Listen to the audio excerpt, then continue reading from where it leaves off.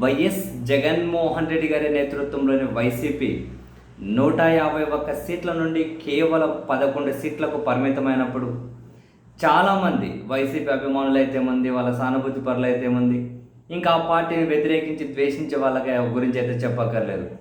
YSR Congress party భవిష్యత్తు ఎలా ఉండొచ్చు అని చెప్పి ఒక రకమైనటువంటి అభిమానించే వాళ్ళ అభద్రతా భావంలోకి, ద్వేషించే వాళ్ళు ఉరకలెత్తే ఉత్సాహంలోకి చేరుకున్నారు. అంటే వైసీపీ భవిష్యత్తు మీద అంటే 11కే పరిమితమయ్యారు, ఏమవుతుందో అన్నది అభిమానించే వాళ్ళు, వైసీపీ పని అయిపోయింది అని చెప్పి ద్వేషించే వాళ్ళు. కానీ వీళ్ళ అందరి అంచనాలను తలకిందులు చేస్తూ సంవత్సర కాలం తిరగకుండానే వైఎస్ఆర్ కాంగ్రెస్ పార్టీ మళ్ళీ ఆంధ్రప్రదేశ్ రాజకీయ ప్లాట్ఫామ్ మీద తిరుగులేని ఒక శక్తిగానే నిలబడి ఉంది. అటువైపు వ్యవస్థలు, పార్టీలు మూకుమ్మడిగా కేంద్రాన్ని నడిపేవాళ్ళు, రాష్ట్రాన్ని నడిపేవాళ్ళు, వ్యవస్థలు, పత్రికలు, టీవీ ఛానళ్ళు, మేధావి వర్గం అనబడే వాళ్ళు ఈ మూకుమ్మడిగా దాడి చేస్తూ ఉన్న 11 మంది ఎమ్మెల్యేలు ఉన్నటువంటి పార్టీ మీద అది చెక్కు చెదరకుండా ఉంది. ఆ పార్టీ క్యాడర్ ఏమాత్రము చెక్కు చెదరకుండా ఉంది.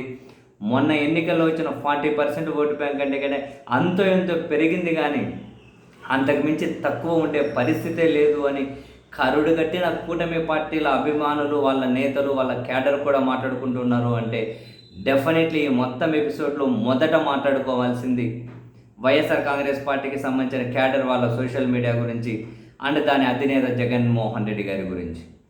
ఇక్కడ వైసీపీ సోషల్ మీడియా అంటే ఆర్గనైజ్డ్ ఒకటి, అనార్గనైజ్డ్ ఒకటి. జగన్కి బలం అనార్గనైజ్డే. అంటే వాళ్ళ పార్టీతో అసోసియేట్ కాకుండా జగన్ గారిని, తన విధానాలను, తన ఆలోచనలను, తన రాజకీయ సరళిని, తన పరిపాలనా విధానాన్ని అభిమానించే వాళ్ళు చాలా బలం. అంటే జగన్మోహన్ రెడ్డి గారు వాళ్ళ క్యాడర్కి తిరుగులేని శక్తిని అయితే, ఒక ఆక్సిజన్ అయితే అందిస్తూ ఉన్నారు. పాలకుడిగా తానున్నప్పుడు ప్రభుత్వ విధానాల, ప్రభుత్వ నిర్ణయాలు, ఆ సంస్కరణల మీద దృష్టి పెట్టి వాళ్ళ క్యాడర్కి, నాయకులకు దూరంగానే ఉన్నారు. రాజకీయంగా చాలా దూరంగా ఉండిపోయారు. కానీ అధికారాన్ని కోల్పోయిన తర్వాత బహుశా గ్యాప్ అనేది ఆయన కూడా తెలిసి వచ్చినట్లుంది. అందరికీ అందుబాటులో ఉంటున్నారు. ఏ స్థాయిలో అంటే స్థానిక సంస్థలకు సంబంధించి ఎక్కడైనా కనుక ఎన్నికలు జరిగి municipal chairman, vice chairman, mayor, deputy mayor, MPP ఈ ఎన్నికలన్నీ జరుగుతూ ఉన్నప్పుడు ఎక్కడైతే వైఎస్ఆర్ కాంగ్రెస్ పార్టీ ద్వితీయ శ్రేణి నాయకత్వం అధికార పార్టీ ప్రలోభాలను, దౌర్జన్యాలను, బెదిరింపులను, దాడులను తట్టుకొని నిలబడి వైసీపీ వైపు స్టాండ్ అయి ఉంటారో వాళ్ళని జగన్మోహన్ రెడ్డి గారు వితిన్ ద హవర్స్ కలుస్తూ ఉన్నారు. నిన్న తిరువూరులో అంత జరిగింది. ప్రభుత్వ దౌర్జన్యాలను అడ్డుకున్నారు. అక్కడ ప్రభుత్వం ఏమీ చేయలేకపోయింది. వాళ్ళ ప్రలోభాలు, దౌర్జన్యాలు చివరికి వాళ్ళ చేతిలో ఉన్న అధికారాన్ని ఉపయోగించుకొని ఆ ఎన్నిక వాయిదా వేయడం తప్ప.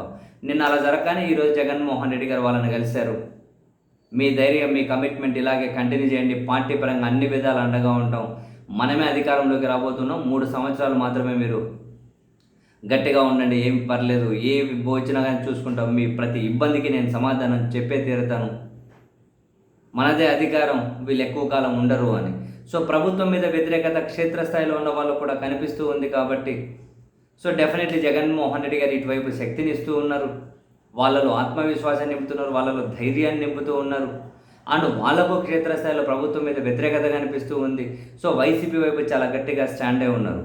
వైసీపీలో తోపుల మనకుడే నాయకులు పార్టీ నుంచి వెళ్ళిపోయినా కూడా రవ్వంతా కూడా ఎక్కడ ఇంపాక్ట్ కనిపించడం లేదు. అంటే జగన్మోహన్ రెడ్డి గారు వాళ్ళ పార్టీ క్యాడర్తో నేరుగా కనెక్ట్ అవుతూ ఉండడం ప్రధానమైన అంశం. అండ్ జగన్మోహన్ రెడ్డి గారికి ఉన్నటువంటి క్యాడర్ బలం, సోషల్ మీడియా బలం ఎక్కడే కూడా ఆ విషయంలో మద్దతు రవ్వంతా కూడా దక్కకపోవడం. అండ్ జగన్ గారు కూడా తెలుసుకున్నారు. కాబట్టి ఎక్కడో ఉన్న గ్యాప్ను ఆయన అధికారంలో ఉన్నప్పుడు గ్యాప్ ఏదైతే ఉందో ఆ గ్యాప్ను పూర్తి చేస్తున్నారు. ఇప్పుడు వాళ్ళ క్యాడర్కి తిరుగులేని శక్తిని ఇస్తూ ఉన్నారు. చాలా కాన్ఫిడెన్స్ ఇస్తూ ఉన్నారు. పార్టీ ఇప్పుడు ఎక్కడే కనుక మధ్యలో ఆ నాయకుడు కలుస్తారు, ఈ నాయకుడు కలుస్తారు, అటువంటివి ఏమీ లేవు. నేరుగా జగనే కలుస్తూ ఉన్నారు. జగనే వాళ్ళతో మాట్లాడుతున్నారు. కింది స్థాయి వాళ్ళతో జగనే వాళ్ళ ఆత్మవిశ్వాసాన్ని నింపుతూ ఉన్నారు. జరిగే ప్రతి విషయాన్ని జగనే మానిటర్ చేస్తూ ఉన్నారు.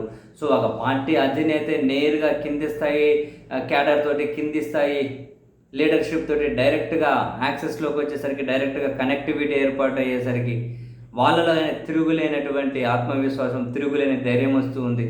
ఆ ధైర్యంతో ప్రలోభాలను, దౌర్జన్యాలను, దాడులను, వ్యవస్థలను ఎన్ని ప్రయోగించినా కూడా వాళ్ళు తట్టుకొని నిలబడి వైసీపీ స్టాండ్ మీదే ఉన్నారు అని అంటే డెఫినెట్లీ జగన్ గారు నింపుతున్నటువంటి తిరుగులేని ఆక్సిజన్, జగన్ గారు ఇస్తున్నటువంటి తిరుగులేని శక్తి ఆ మూల నుంచి ఈ మూల వరకు ప్రతి ఒక్కరిని కలుస్తూ ఉన్నారు. ఎక్కడ ఎన్నిక జరిగినా కానీ స్థానిక సంస్థలకు సంబంధించి అక్కడ వైసీపీ కోసం గట్టిగా నిలబడే వాళ్ళను పిలిపిస్తున్నారు, మాట్లాడుతూ ఉన్నారు. అండ్ తాను తాడేపల్లిలో అందుబాటులో ఉన్న ప్రతిసారి కానీ వరుసగా కింది స్థాయి క్యాడర్ని ఎక్కువగా కలుస్తూ వెళ్తూ ఉన్నారు. సో అదే కారణం, సంవత్సరం తిరగకుండానే వైఎస్ఆర్ కాంగ్రెస్ పార్టీని చూసే జగన్మోహన్ రెడ్డి గారిని చూసో 3 పార్టీల కూటమి రాష్ట్రంలో, కేంద్రంలో, ఢిల్లీలో వాళ్ళే ఉన్నారు. అంత మీడియా బలం ఉంది.